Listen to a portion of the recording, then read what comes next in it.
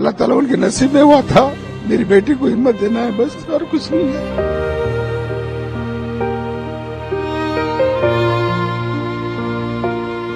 आंखों में आंसू लिए और कांपती आवाज में अपनी 3 पीढ़ियां गवा देने का दर्द बयां करते ये हैं हैदराबाद के सैयद राशिद, जिनके परिवार के 18 लोग हैदराबाद से सऊदी अरब उमरा करने गए थे। 46 यात्रियों से भरी बस जब मक्का से मदीना की तरफ जा रही थी, रास्ते में खड़ी थी, तभी डीजल से भरा एक टैंकर पीछे से आकर बस में टक्कर मार देता है। हादसे के वक्त ज्यादातर लोग बस के अंदर सो रहे थे, जिन्हें संभलने तक का मौका नहीं मिला और 45 लोगों की इस दर्दनाक हादसे में मौत हो गई। इन्हीं 45 लोगों में सैयद राशिद के परिवार के 18 लोग भी शामिल थे। रुआं से गले से राशिद कहते हैं कि मैंने कभी नहीं सोचा था कि मैं उन्हें आखिरी बार देख पाऊंगा। अगर उन्होंने मेरी बात मान ली होती तो कम से कम उनमें से कुछ तो बच जाते। मरने वालों में उनके माता पिता, भाई भाभी, साले साली, उनके बच्चे और तमाम रिश्तेदार शामिल थे। पूरे 18 आदमी थे। ससुरे थे, सास थे, साले थे, सालियां हैं, 3 सालियां हैं। पूरे 18 आदमी है। छोटे छोटे बच्चे हैं, मासूम मासूम बच्चे हैं। 11 साल, 12 साल, 8 साल, 4 साल के 9 बच्चे हैं। 9 बड़े हैं, 9 छोटे हैं। ऐसा हो गया। रात में हुआ ये 2 बजे रात। यहाँ से गए सो इतवार को गए। डिमांड तो हमको कुछ नहीं चाहिए सर। हम जाना चाह रहे हैं, वहां पर जाके मौत मटी क्या है देख के आएंगे। अगर हो गया तो कब्रिस्तान पे दुआ करके आएंगे। बहुत अच्छी जगह गए, अल्लाह ताला उनके नसीब में हुआ था। बहुत खुशी है, वही है और कुछ नहीं है। और मेरी बेटी को हिम्मत देना है बस, और कुछ नहीं है। गवर्नमेंट से एक रिक्वेस्ट ये है कि फैमिली से एक आदमी बोले मेरे को 2 आदमी चाहिए, और कुछ नहीं चाहिए। मक्का से मदीना जा रही उमरा यात्रियों की बस रास्ते में किनारे खड़ी थी। इसी दौरान पीछे से आए तेज रफ्तार फ्यूल टैंकर ने बस को टक्कर मार दी। मृतकों में ज्यादातर हैदराबाद के लोग थे। हादसा मदीना से लगभग 25 किलोमीटर दूर मुहरास के पास भारतीय समय अनुसार रविवार देर रात 1:30 पर हुआ। उस समय कई यात्री बस के अंदर सो रहे थे, जिन्हें बचने तक का मौका नहीं मिला। वहीं मरने वालों में 18 महिलाएं, 17 पुरुष और 10 बच्चे। इनमें से सिर्फ एक शख्स जिंदा बचा और उसकी पहचान मोहम्मद अब्दुल शोएब, जिसकी उम्र 24 साल थी। शोएब ड्राइवर के पास बैठा था, इसी वजह से कहा जा रहा है कि उसकी जान बच पाई। बता दें कि शोएब भी भारतीय है। इस मामले पर कांग्रेस नेता मोहम्मद अली शब्बीर और तेलंगाना स्टेट वक्फ बोर्ड के चेयरमैन सैयद अजमतुल्लाह हुसैनी ने हादसे और मृतकों पर क्या कुछ कहा है, आपको सुनाते हैं। हाँ, जो इंसिडेंट हुआ उससे बहुत अफसोस है हमारे को कि वो मक्के से मदीना जा रहे थे, एक्सीडेंट हुआ सुबह सुबह। वो सही फिगर 45 बोरे 46 बोरे हम एग्जैक्ट नहीं जानते, लेकिन बस में से सिर्फ एक ही आदमी बचा बोल रहे हैं।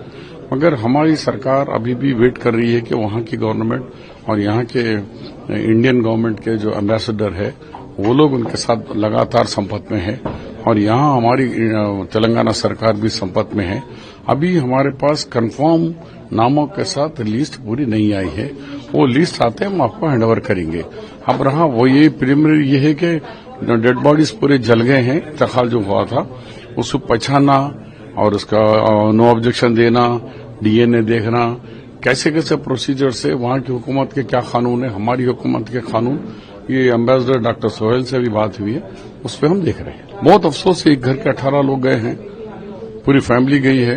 तो हम पूरा कोशिश कर रहे हैं कि उनको जाने वालों को इमीडिएटली वीजे का इंतजाम करा दें, उनको जाने वाले को देंगे। और गवर्नमेंट ऑफ तेलंगाना की तरफ से भी डेलीगेशन जा रहा। कल रात में जो तेलंगाना से ताल्लुक रखने वाले उम्रे के ज़ायरीन मक्का मुकर्रमा से अपना उम्रा कंप्लीट करके मदीना की तरफ आ रहे थे, तो ये मुफरीहात जो 25 किलोमीटर पहले मदीना मुनव्वरा से 25 किलोमीटर पहले हादसा। अस्सलामु अलैकुम वरहमतुल्लाहि वबरकातुहू। दोस्तों, इस वीडियो को आपने पूरा देखा और सुना। और दोस्तों, बिहार इलेक्शन को लेकर जो भी बातें हैं इस वीडियो को देखकर आपको सारा मामला समझ में आ गया होगा। दोस्तों, राहुल गांधी का साफ तौर से ये कहना है कि बीजेपी वाले जो बिहार से जीते हैं इन्होंने वोट चोरी की है। सबके सामने, मीडिया के सामने राहुल गांधी कांग्रेस वाले ये कहते हुए नजर आते हैं। अब दोस्तों, इसमें इस बात में कितनी सच्चाई है, क्या हकीकत है, क्या सच्चाई है, अब आगे जाकर आपको पता चल ही जाएगा। दोस्तों, बीजेपी वालों से तमाम लोग परेशान हैं, चाहे वो हिंदू हो, मुस्लिम हो, सिख हो, ईसाई हो, किसी भी धर्म का हो, सारे लोग बीजेपी वालों से परेशान हैं और सभी लोग ये कहते हुए जा रहे हैं कि इस बार बीजेपी की हार होनी चाहिए। खासकर बिहार वाले बहुत दिनों से बीजेपी को हराने के लिए तैयारी कर रहे थे, लेकिन दोस्तों फिर भी बिहार से बीजेपी वाले जीत जाते हैं। आखिर दोस्तों ऐसा क्यों हुआ? दोस्तों, बीजेपी वाले हमेशा से ज़्यादातर मुसलमानों को टारगेट करते हुए नजर आते हैं। मुसलमानों के बारे में यहाँ तक ये बात भी कही जाती है कि इनके मदरसों में बच्चों को आतंकवाद बनाया जाता है। कभी मुसलमानों की मस्जिदों को तोड़ा जाता है, कभी हमारे मदरसों को तोड़ा जाता है, कभी हमारे कब्रिस्तान को छीनने की कोशिश की जाती है। यानी जहाँ तक हो सकता है मुसलमानों को परेशान करने की कोशिशें की जा रही हैं और ख़ासकर ये बीजेपी वाले कर रहे हैं। लेकिन दोस्तों, हमारा इस्लाम हमें ये सबक नहीं सिखाता। दोस्तों, अगर कोई गैर मुस्लिम इस्लाम को अच्छी तरीके से समझ ले, इस्लाम को पढ़ ले, इस्लाम की गहराइयों तक पहुंचकर इस्लाम को समझे, तो मैं यकीन के साथ कहता हूं कि वो शख्स कलमा पढ़कर दीन इस्लाम में दाखिल हो जाएगा। और दोस्तों, सोशल मीडिया पर आपने काफ़ी सारी न्यूज़ देखी होंगी कि फ़लाँ जगह पर एक शख्स दीन इस्लाम में दाखिल हो गया। क्योंकि दोस्तों, जो शख्स दीन इस्लाम को अच्छी तरीके से समझ लेता है, इसकी गहराइयों को समझ लेता है, इसकी तह को समझ लेता है, तो वो शख्स फिर कलमा पढ़कर मुसलमान हो जाता है। क्योंकि अल्लाह तबारक व तआला ख़ुद अपने कुरान मुक़द्दस में इरशाद फरमाता है, इन्नद्दीन इंदल्लाहिल इस्लाम, बेशक अल्लाह के नज़दीक जो सबसे अच्छा, सबसे पसंदीदा, सबसे पाकीज़ा दीन है वो दीन इस्लाम है।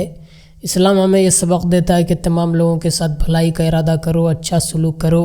लेकिन दोस्तों, आज लोग इस्लाम के बारे में अजीब अजीब बातें करते हैं, मुसलमानों के ख़िलाफ़ अजीब अजीब बातें करते हैं, मुसलमानों को मारने और काटने की धमकी देते हैं। लेकिन दोस्तों, जो शख्स इस्लाम को अच्छी तरीके से समझ लेता है फिर वो इस तरह की बातें नहीं करता। तो दोस्तों, मैं उन लोगों से अपनी वीडियो के ज़रिए से गुजारिश करता हूँ कि अगर आपको जिस धर्म के बारे में नॉलेज ना हो, जानकारी ना हो, उस धर्म के बारे में आप कोई बात ना बोलें तो बेहतर होगा। तो दोस्तों, इस वीडियो पर आप अपनी क्या राय रखते हैं? दोस्तों, बिहार इलेक्शन के बारे में आपकी क्या राय है? क्या बीजेपी वाले सच में इन्होंने वोट चोरी की है? तो आप हमें कमेंट के ज़रिए ज़रूर बताएं और इस वीडियो को ज़्यादा से ज़्यादा अपने दोस्तों अहबाब तक ज़रूर शेयर करें। मिलते हैं दोस्तों दूसरी वीडियो में, तब तक के लिए खुदा हाफिज़।